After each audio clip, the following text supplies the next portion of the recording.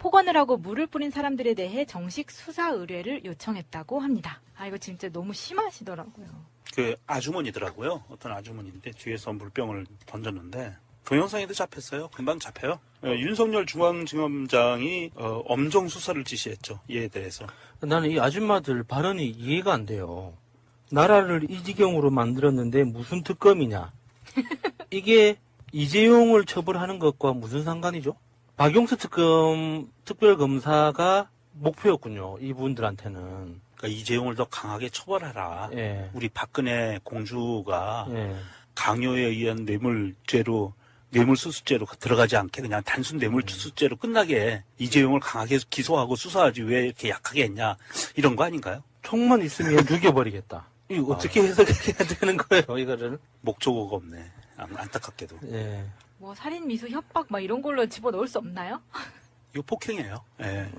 이게 특검에 물병 던졌으면 폭행이기 때문에 이거는 뭐 빼도 박도 못하고요. 사실 이 사람들이 그동안 그 재판에 보면 우리가 초기에는 박근혜 이재용 재판에 우리가 공판에 우리가 참관 신청을 하고 그랬잖아요. 예. 인터넷으로. 근데 그게 좀 열기가 뜸해진 사이에 이쪽 부류에 있는 이 양반들이 새벽부터 가서 줄 서가지고 번호표를 받아가지고 입장을 했어요. 때로. 그러다 보니까 이 사람들이 다 그런 사람들이 많은 거예요. 그 안에 막 태극기 옷 입고 들어가고 막 이런 사람들이 많았었던 거예요. 그래서 지금 이재용 결심 공판이 벌어진 이후에 법원에서 다시 직전과 같이 이렇게 줄 서서 번호표 받아서 입장하는 게 아니라 신청을 받아서 추첨을 해서 해주는 걸로 예전에 이제 인터넷 신청하면 추첨해서 해줬거든요. 그런 방식으로 다시 전환하겠다. 이렇게 발표를 한 상황이고요. 어쨌거나 그 박영수 특검한테 욕설을 했던 그 아주머니들, 아저씨들 정말 시급하겠네요. 무서운 게 없으니까 그런 식으로 행동하지 않았나 아니, 싶어요. 그런 분들은 확실히 겁 많아요. 특검법에 이런 게 있대요. 위계 또는 위력으로서 특별검사 등의 직무 수행을 방해한 자는 5년 이하의 징역에 처하도록 돼 있다. 이 정도 5년 이하의 징역 정도로 명시가 돼 있으면 확실하게 수사하거든요. 이게 피의자 참고인 다 이렇게 불러가지고 몇 번에 걸쳐서 진술 듣고 이제 조사를 하기 때문에 그 과정에서 일단 충분히 쫍니다. 기본적으로. 아, 좀 그랬으면 좋겠어요. 왜냐면 이분들이 이렇게 하는 게 처음이 아니고 지난번에도 그 세월호 리본이 가방에 달려있다는 이유로 폭언하고 그런 적이 있었잖아요. 그런데 박영수 특검이 들어갈 때 물 던지고 했던 이 사람들이 또 이날 어떤 일을 같이 저질렀냐면 저는 이 사진을 보고 정말 분노를 하지 않을 수가 없었는데 당시에 이재용의 얼굴을 보기 위해서 삼성전자 기흥 반도체 공장에서 일했다가 백혈병으로 돌아가신 황유미 씨 아버지 하고요. 지금 뇌종양 피해자로 한혜경 씨가 당시 법원에 같이 재판장에 있었거든요. 그런데 이 박사모 이 사람들이 정말 방송을 어떻게 말씀을 드릴 수가 없는데 무슨 병신병신 하면서 욕을 하면서 이게 어디에 오냐고 이런 식으로 해가지고 폭언이 너무 심해지니까 이 보호자하고 이 한혜경 씨가 정말 귀를 막으면서 괴로워하는 사진을 찍어서 맞습니다. 네, 저는 그걸 보면서 이거는 무슨 특검에 욕을 하고 이걸 떠나서 인간적으로 어떻게 사람이 이럴 수가 있나 너무 분노했었거든요. 이 사람들 꼭 처벌해야 된다는 게 저는 이것 때문이라도 처벌을 해야 된다고 생각하는 거예요. 독일에 보면 나치 흉내를 내면은 처벌받잖아요. 네. 나치를 찬양하거나 나치 그 오른손 번쩍 들어서 하는 나치식 그 인사를 해도 그걸 장난스럽게 해도 처벌받거든요. 네. 저는 약자들에 대한 그런 정말 심각한 폭언들은 폭력과 똑같이 처벌받아야 된다고 봐요. 이거는 뭐라고 해야 될지 모르겠는데. 그러니까 이 사람들이 같은 사람들인 것 같아요. 세월호 가서 욕하는 사람이나 여기서 이렇게 하는 사람이나. 어쩌면 그럴 수 있는지 정말 상상하기가 힘들어요. 그동안 그 국정원 블랙 요원들과 국정원 측과 그다음에 대기업 측에서 계속 지속적으로 돈이 흘러들어간 조직들이었다고 지금 나와 있잖아요, 사실. 전위부대들이거든요. 일명 태극기 부대라는. 예, 이 사람들이 전위 조직들인데. 네, 댓글 부대의 오프라인 버전 아닌가요? 맞아요. 네. 예, 일베 오프라인이기도 하고. 그런데 이 사람들은 정말 폐륜적인 조직이기도 하지만 사실 이 부분들을 뿌리 뽑기 위한 방법 중에 하나도 국정원 개혁이에요. 국정원 개혁에서 국정원이 이런 국내 정치에 국내 손을 대지 못하게 근본적으로 막아놓고 나면 그 다음에 이제 기업들은 지금 전경련이 거의 이제 유명무실해졌잖아요. 예. 그러니까 전경련에서도 조직적으로 돈을 지급을 못해요. 단지 이런 개개의 사건별로 아마도 이게 삼성이나 이런 데서 돈이 흘러갔을 확률도 사실은 없잖아 있어요. 아직은. 그래서 이런 전체적인 것들을 다 뿌리 뽑아야 되는 것은 이제 시작이 국정원 개혁에서 시작하는 거고, 그리고 검찰도 좀 제대로 잡아야 되고 경찰도 잡아야 되지만 이런 폐륜적인 행동을 하는 사람들은 강력히 처벌하는 그런 반인륜 범죄 조항 같은 것이 형법에 아주 구체적으로 명시가 돼야 될 것 같아요. 어떤 방법으로든 처벌할 수 있는 방법이 있었으면 좋겠습니다. 이게 너무 그러니까 심해도, 예. 네. 뭐 현재는 뭐 모욕죄, 뭐 이 정도. 네, 이거 공개적으로 한 거니까 모욕죄는 성립이 되는 거잖아요. 예, 그 정도예요. 아직은 우리나라 형법상. 근데 이거는 반인륜 범죄로 다스려야 된다고 봐요. 아까 예수님이 잘 얘기하셨는데, 그 나치한테 격리하는 방식, 그거 독일에서는 형사처벌이고요. 며칠 전에 대한민국 국민 한 분이 장난으로 독일에 가서 그 인사를 했다가 잡혔어요. 그래서 그 사람은 형사처벌 받을 겁니다. 독일에서. 그렇게 강력한 그 반인륜 범죄에 대한 조항을 넣으면 돼요. 그거 아주 쉽습니다. 그 형법만 개정을 하면 되는 거거든요. 헌법 조항 개정이나 형법 개정하면 되는 부분이고요. 의지만 있으면 된다. 근데 이런 장면이 사회적으로 굉장히 만연되어 있는 것도 사실인 것 같아요. 예를 들어서 뭐 학교 폭력 아니면 그냥 정말 그냥 사회생활에서 폭력도요. 가해자 관계자가 피해자한테 욕하는 거랑 지금 상황이 똑같은 거거든요. 그건 가만 놔둘 수 없는 거잖아요. 언제부터인지 모르지만 우리가 굉장히 잔인하고 비합리적인 상황을 어쩔 수 없이 받아들인다고 해야 되나? 제가 TV를 잘 안 보는데 우연찮게 케이블 TV에서 하는 드라마를 보게 됐어요. 사이비 종교 집단의 어떤 부작용을 다루는 그런 내용이었는데 거기 고등학교에서 아이들이 친구들을 괴롭히는 그 집단 따돌림 하는 장면이 나왔었거든요. 근데 제가 굉장히 충격을 받았던 게 괴롭히는 아이들이 한 명의 괴롭힘을 당하는 아이를 책상 위에 세워놓고 자유행위를 시키는 거예요. 상황 자체가. 그래서 그 자유행위를 시킨 그 아이들이 구경하고 있고 그 아이는 이제 그 맞은 아이는 이제 바지를 내릴까 말까 이렇게 막 고민하고 있는 그 상황에서 자기 여동생이 대신 내가 옷을 벗겠다 하는 이제 이런 그 장면이었거든요.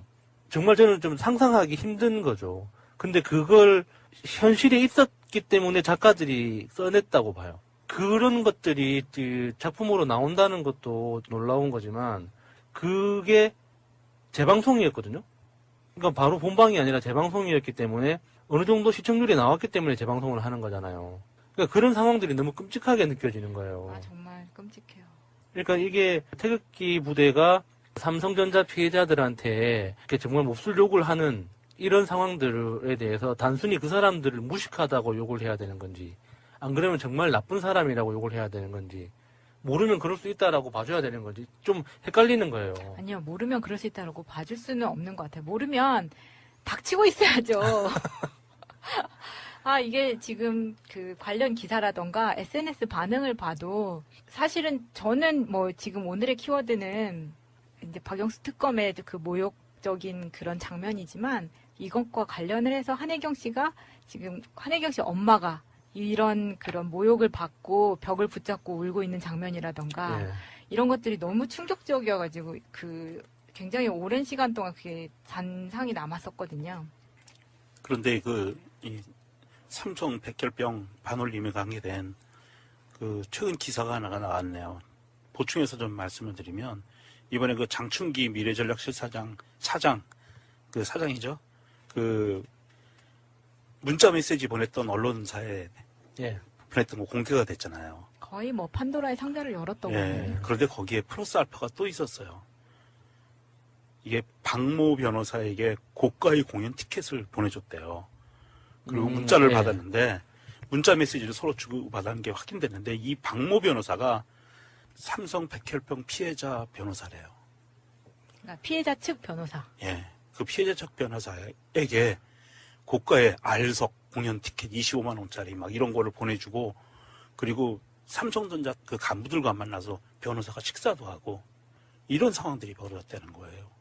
이런 거를 보면 정말로 이번 이재용 재판에 동원된 사람들은 삼성에서 동원한 거 아닌가 하는 의구심도 떨쳐버릴 수가 없어요. 이런 식으로 조직적으로 뭔가를 움직인다면. 그렇네요. 문재인 대통령 취임한 이후에 그 어버이연합을 비롯해서 구구단체의 지원금이 끊기는 바람에 다 해체하다시피 됐다고 그렇죠. 했잖아요. 예.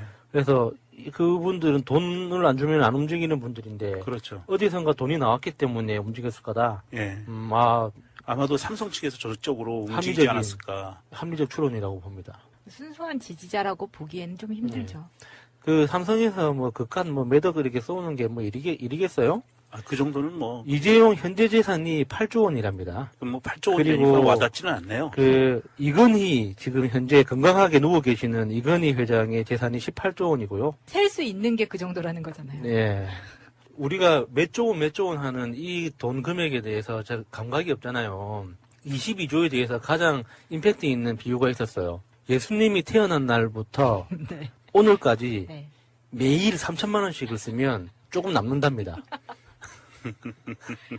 상상이 됩니까? 달도 아니고 매일 3천만 원 쓰기도 어렵겠네요. 감이 그래도 안 오는데요. 저한테는 누가 10,000원짜리로 1,000만 원 들고 있다 이런 게 더 감이 빨리 와요. 몇 조라고 그러니까 감이 안 와. 그게 돈인지 아닌지도 모르겠어. 그렇네요.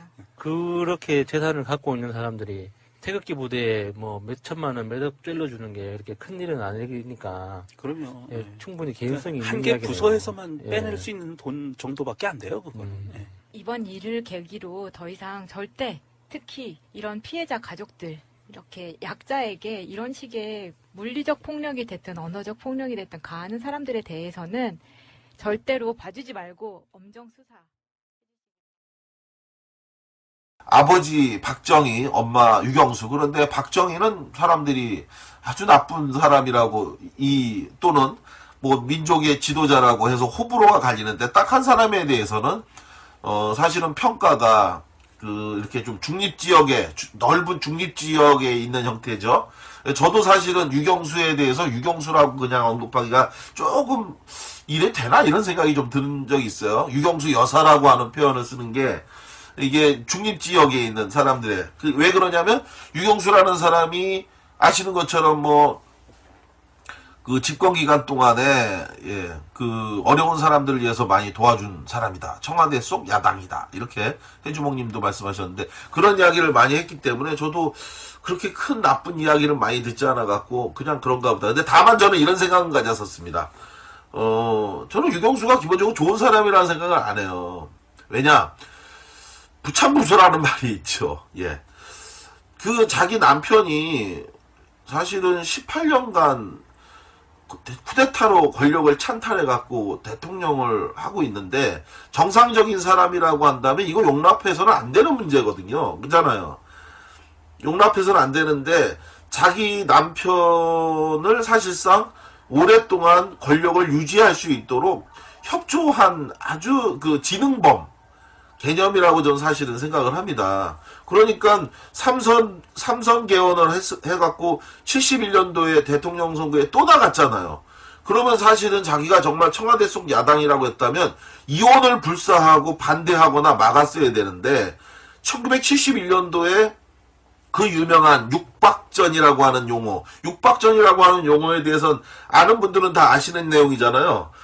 그 유래가 어디서 나왔는지 육박전, 치고받고 싸울 때 육박전이라고 얘기하는데 그 육박전이라는 게 유경수의 육정이와 육자와 박정희의 박자. 그래서 육박전. 청와대에서 유경수하고 박정희가 한번 싸우면 아주 그냥 엄청났답니다. 그래가지고 그 싸움의 형태가 치열했다 해서 거기서 유래된 게 치고받고 싸우는 걸 육박전이라고 했더라고. 거기서 그런 얘기가 있어요. 근데 71년도 유성호텔에 박정희가 삼선 그 개헌을 통해서 세 번째 대통령 선거에 출마했을 때 그 박정희 자기 남편이 그때 선거 굉장히 불안했다고 제가 말씀드렸잖아요. 그래서 71년도에 박정희가 그 불출마 선언, 차기 불출마 선언을 하지 않으면 떨어진다 이러니까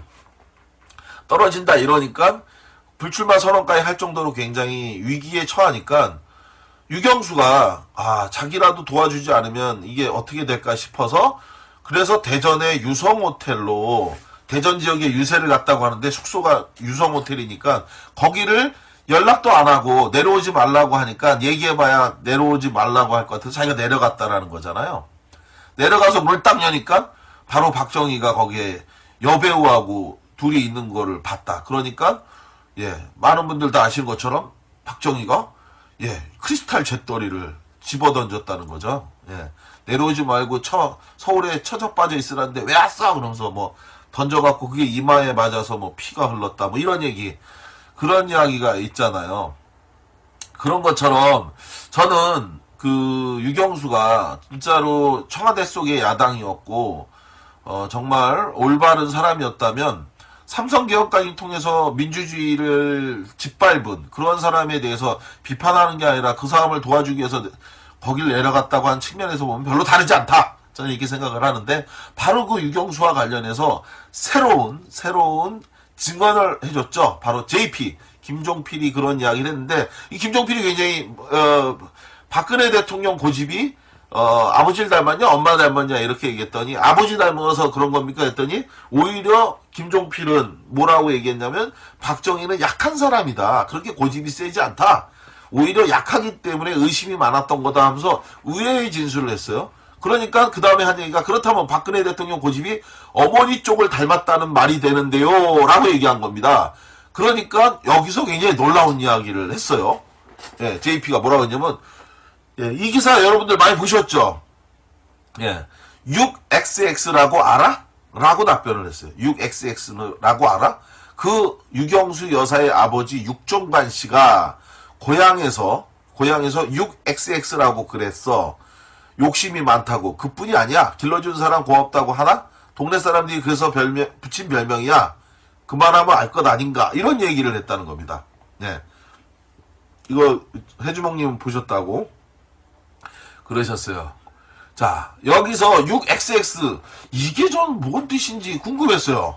그래서 어떤 사람은 6XX, 그러니까 이게 6시랄이라고 하는 사람, 6XX, 그러니까 6XX를 6시랄이라고 얘기한 건가? 이렇게 생각한 사람도 있었고, 우리 캡틴님인가요? 오늘 러브라고 썼는데 뭐라고 한 건가요? 욕이 안 써진다고. 6XX를, 이거는 써질 겁니다. 정답이었으면. 육개장인가? 해지몽님. 육시랄이라고 하는 사람도 있었고, 육놀부라고 하는 사람도 있었고, 육각수 1030님. 그런데, 그래서 확인을 해봤더니, 이게 중앙일보에 나왔던 기사에 그 정답이 있더라고요. 처음 말한 게 맞을 듯. 뭐라고 말씀하셨는데요? 자, 그럼 맞았으면 한번 확인해 보실까요? 근데 제가 볼 때는 이게 안 써질 것 같진 않은데. 이거 아는 건가? 자, 중앙일보에 보면 뭐냐면, 육종관 씨는, 기사입니다. 중앙일보에 나왔던 기사인데, 육종관 씨는 대체로 괴팍한 성품, 검소한 또는 인색한 성품, 계산이 분명하고, 고집이 매우 센 성품으로 마을 노인들의 기억에 남아있었다. 한 노인은 이미 돌아간 일을 험구하자니 미안하다면서, 집주인 육씨는 머슴들에게 줄 국수의 올이 이미 익었더라도 제 모양을 갖추고 있으면 불을 더 넣고 푹 끓이라고 호통치곤 했다. 이렇게 이제 기억을 더듬었대요. 못부인님 가신데, 요거 한마디로 너무 인색하다 해서 안 보는 데서는 사람들이 바로 6XX라고 불렀지요 라고 했는데, 그 6XX가 뭐냐? 육돼지랍니다. 육돼지. 육돼지라고 불렀죠. 그러니까, 그러다가 자꾸 돼지라고 부르니까 그 집안이 더 잘 된다라고 하면서 육망아지라고 부르는 이도 생겼다. 그래서 결국은 그 번성하던 집체가 79년부터 무너져 내리자 망하지 하니까 정말 망했나 보다라고 얘기했다는 거예요. 고든빛깔님, 직공공님 하고 있었는데, 정답은 육돼지였습니다. 우리 1030님 어떻습니까? 맞는 얘기 뭐예요? 정답을 쓰셨는데 안 된 건가요? 아닌가요? 맞는 건가요? 고든빛깔 육돼지 예상하지 못했다고. 그러니까 저도 육실알이나 육놀부 뭐 이런 거 아닐까 싶었는데 정답은 육돼지였답니다. 육돼지. 예. 그 육돼지라고 부를 정도로 욕심이 많았고 했기 때문에 바로 박근혜 역시. 근데 생각해보면 장도리 아재님 양돈 옆에 반발 예상. 그 시절 사람들은 되게 착했네요. 욕인 줄. 육돼지. 예. 육돼지가 욕이죠. 그러니까 시사저널이 6XX라고 분명히 육돼지라고 JP는 읽었을 텐데 6XX라고만 읽었으니까 예. 하여간 그 정도로 욕심이 많았다는데 생각해보면 박근혜가 욕심이 엄청 많잖아요. 자기 동생들한테 돈 한 푼 주지 않고 자기만 홀랑 다 먹어 치웠고, 그리고 또 신기수, 예. 경남 기업에서 지어준 한옥집이니 또 박정희가 기업들한테 걷어서 쓰다가 남은 돈, 그 돈도 결국은 6억 원, 지금 기준으로 보면 압구정동의 현대아파트 200채를 살 돈이라고 했는데 그 돈도 다 자기가 혼자 먹어버리고 결국 그걸로 인해서 동생들하고 다 갈라선 거잖아요. 자, 그런 상황에서 특히 이 JP가 했던 말 중에서 이 유경수에 대해서 아주 나쁜 사람이다라고 비판하는 대목이 또 하나 있었죠. 바로 자기가 미국 보병학교에 유학을 갔다 왔을 때 자기 딸이 예리라고 하는 사람이 딸이랍니다. 이 딸을 낳았는데, 그쵸? 박상희 씨, 박정희의 형, 그리고 대구, 이른바 폭동, 예. 이때에 숨진 박정희의 형이고 가장 존경하는 사람이었다고 하는데, 그 박상희가요. 그 박상희의 바로 딸하고 결혼한 게 이 김종필이잖아요. 그런데 그 김종필이 미국 보병학교에 유학 갔다가 오는 동안에 자기 먹을 게 없었다는 거잖아요. 집에 먹을 게 없어갖고 그래서 애를 낳고도 힘들었는데 그런 산모한테 유경수가 밥 먹었냐고 물어보지도 않고, 그리고 자기네 집에서만 밥을 해 먹고, 그리고 나서 밥 한 끼 이 쌀 뭐도 도와주지 않은 거를 보고 자기가 너무 화가 나서 그래서 유경수한테 가서 따졌다는 거잖아요. 돌아와서 따졌다. 당신네 조카 딸 아니냐. 자기는 밥 먹는 소리 내면서 애 낳고 굶고 있는 산모한테는 어떻게 도움 한 번 주지 않냐. 그렇게 하면서 막 항의하고 따졌더니, 그렇게 한 사람이 무슨 불우한 사람 돌본다는 그런 건 대통령 부인이라는 이름에 걸맞게 꾸민 거다. 이러면서 아주 신랄하게 아마 굉장히 비판을 했어요. 그 진실을 깠는데 저는 이거 개인적으로 저도 좀 깜짝 놀랐습니다. 유경수가 이 정도까지 나쁜 사람이었는지 몰랐어요. 그리고 만약에 이걸 우리 같은 사람이 얘기했으면 에이 설마 이상한 사람들이 또 괜히 박정희 일가 욕하려고 괜히 저러는 거지 이런 식으로 하실 수 있는데, 다른 사람도 아니고 이거 김종필이 얘기한 거니까 이거 뭐 거짓말이다라고 할 수가 없는 거 아닙니까? 그래가지고 굉장히 깜짝 많은 사람들이 놀랐는데, 이게 이제 시사저널을 통해서 보도가 되니까 김종필이 막 반발을 했어요. 엄청나게. 내가 언제 이런 얘기를 했냐. 그러면서 시사저널의 사장이 고향 후배인데 찾아왔길래 내가 그냥 편한 마음으로 이러저러한 말을 한 건데, 그런 내용을 가지고 마치 사실인 것처럼 했기 때문에 이거에 대해서 어떻게 하겠다 하면서 반발했던데, 근데 시사저널에서는 이거 다 녹음되어 있는 내용이고 사실이다. 조작된 내용 없고 김종필이 한 말 중에서 틀린 얘기가 한마디도 없다 이러면서 반박했습니다. 그래서 다 이제 사실인 것 같은데, 그런데 김종필이, 저는 이제 유경수가 이렇게 인자함이 없다고 하면서 비판했던 이 김종필의 말도 놀라웠지만, 또 한 가지는 김종필의 이 말도 사실 제가 볼 때는 정말 뻔뻔하기가 이를 데 없습니다. 예. 뻔뻔하기가 정말 이를 데 없고요. 그 자식들이 품보면 알죠 라고 하셨고, 네. 김종필이 유경수가 자기 부인이 큰아이 낳고 굶고 있을 때 아무것도 도와주지 않으니까 그러니까 그것에 대해서 야박하다고 했는데요. 김종필은 또 어떻게 했느냐.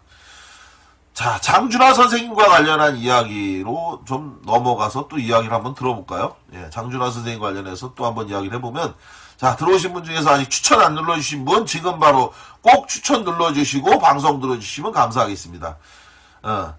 최태민 애 낳은 게 무슨 대통령, 이 말은 JP가 하지 않았대요 라고 했죠. 저는 이 얘기도 또 믿을 수가 없어요. 봐봐요, 이게. 김종필이 자기가 이 얘기 한 거 다 틀림없거든요. 녹음 다 해놓은 상태였기 때문에. 그런데 이 내용과 관련해갖고, 이 내용과 관련해서, 뭐 문제가 되니까 자기가 하지 않았다고 하면서 발뺌하잖아요. 저는 정치인 얘기가, 그 믿을 수가 없는 겁니다. 예를 들어서 그때 당시에 썬데이 서울인가요? 예. 언론사하고 인터뷰하면서 그런 이야기를 했다고 하던데, 그 내용에서 보면은 누가 했는지 몰라서 뭐 어쩌고저쩌고 하면서 측근히 얘기하고 말을 하잖아요. 제가 볼 때, 캡틴 형님, 오늘 안 계셔갖고서는 추첨하고 이거 꿀깍잼하고 이게 잘 안 됐어요, 오늘. 캡틴 형님 계속 기다리고 있었습니다. 어서 오십시오, 캡틴 형님. 근데, 사실은 그 이야기에 처음 시작한 게 썬데이 서울인가? 그 미국에 기반한 그 언론 매체예요. 거기서 자기네가 처음 그 김종필하고 인터뷰하면서 얘기한 걸로 그렇게 돼 있는데, 제가 볼 때는 그걸 아니라고 본인이 부인한 것 자체가 좀 오히려 저는 이해가 안 갔고, 정치인들은 치고 빠지기를 워낙 잘하니까 진실이 어디인지 잘 모르겠어요. 진실이 어디인지 잘 모르겠는데, 여하간 그 얘기도 김종필이 전혀 안 했는데 뜬금없이 그거를 만들어냈을 것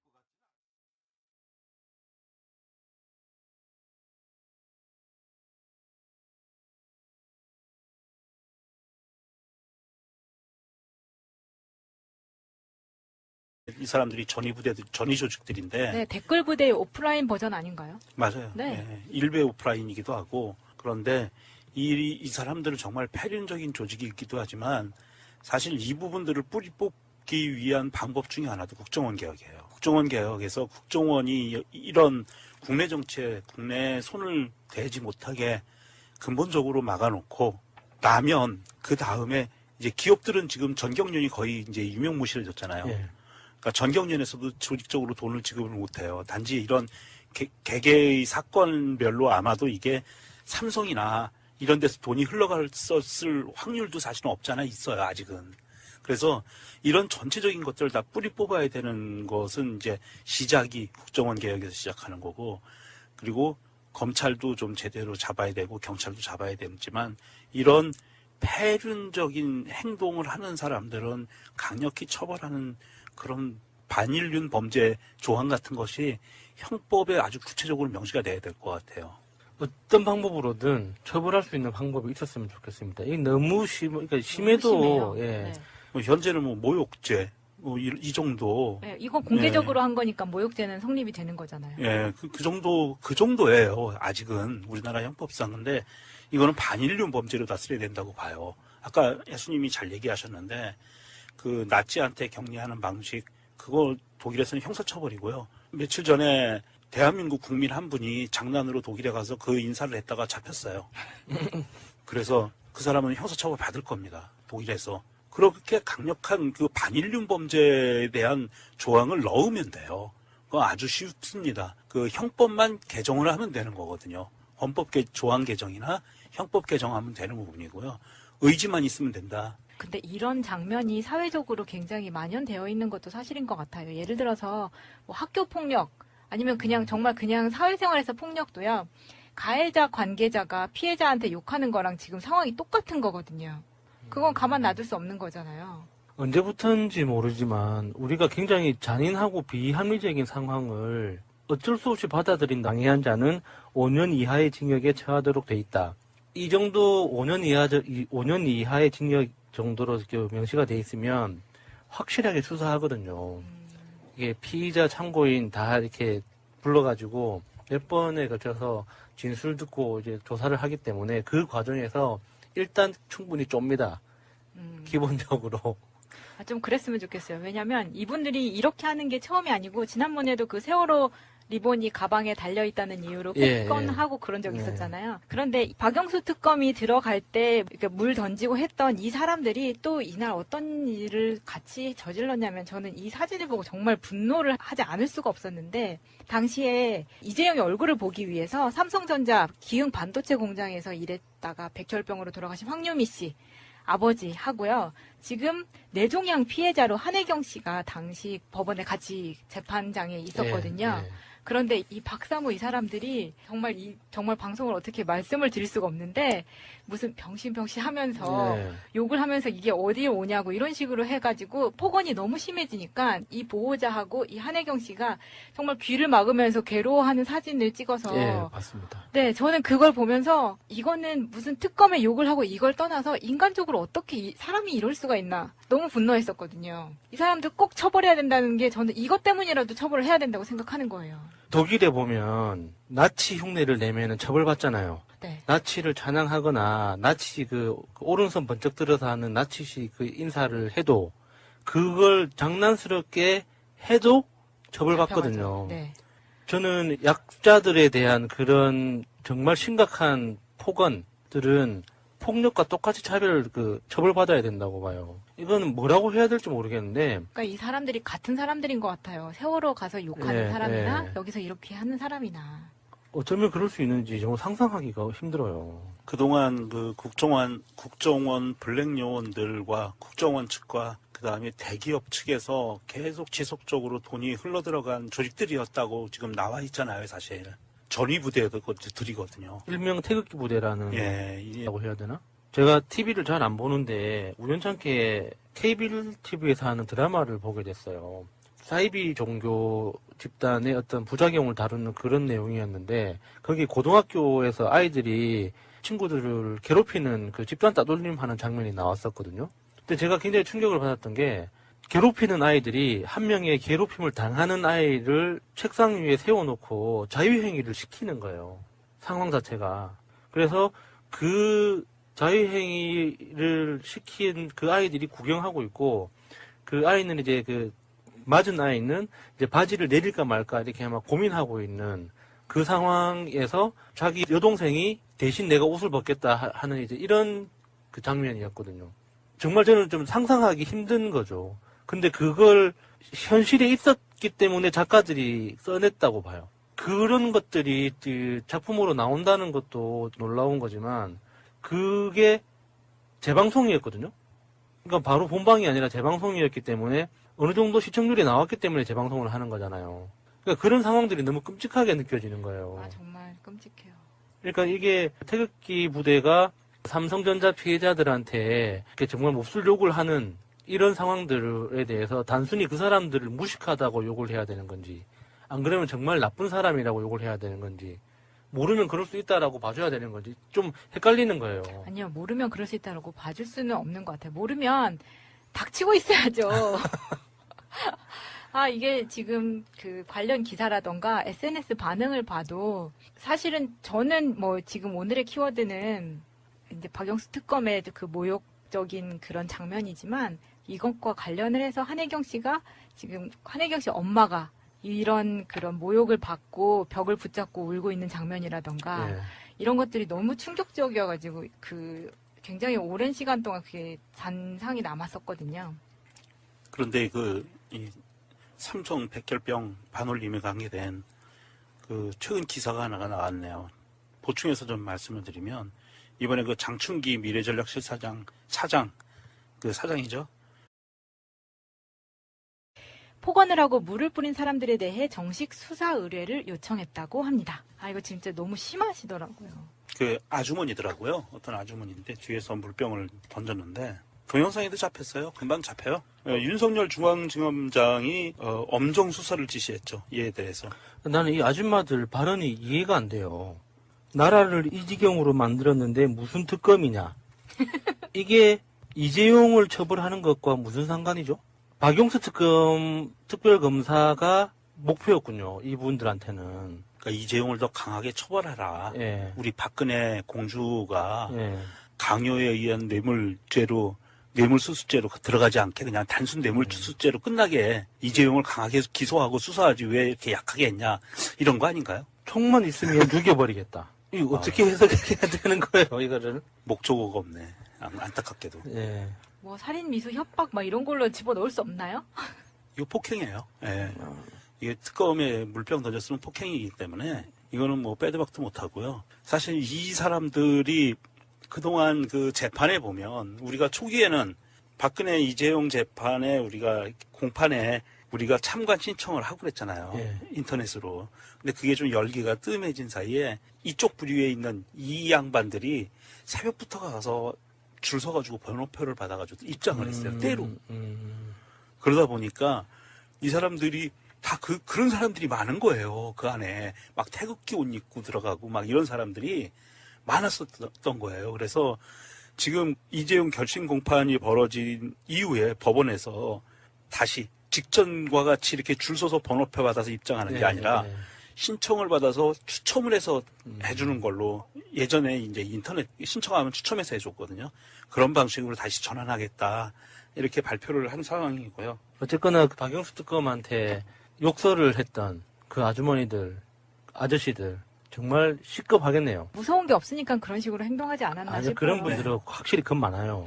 특검법에 이런 게 있대요. 위계 또는 위력으로서 특별 검사 등의 직무 수행을 그 문자 메시지 보냈던 언론사에 예. 보냈던 거 공개가 됐잖아요. 거의 뭐 판도라의 상자를 열었다고 예. 하네요. 그런데 거기에 플러스 알파가 또 있었어요. 이게 박모 변호사에게 고가의 공연 티켓을 보내줬대요. 그리고 문자를 예. 받았는데 문자 메시지를 서로 주고받은 게 확인됐는데 이 박모 변호사가 삼성 백혈병 피해자 변호사래요. 그러니까 피해자 측 변호사. 예. 그 피해자 측 변호사에게 고가의 알석 공연 티켓 25만 원짜리 막 이런 거를 보내주고 그리고 삼성전자 그 간부들과 만나서 변호사가 식사도 하고 이런 상황들이 벌어졌다는 거예요. 이런 거를 보면 정말로 이번 이재용 재판에 동원된 사람들은 삼성에서 동원을 한 거 아닌가 하는 의구심도 떨쳐버릴 수가 없어요. 이런 식으로 조직적으로 뭔가를 움직인다면. 그렇네요.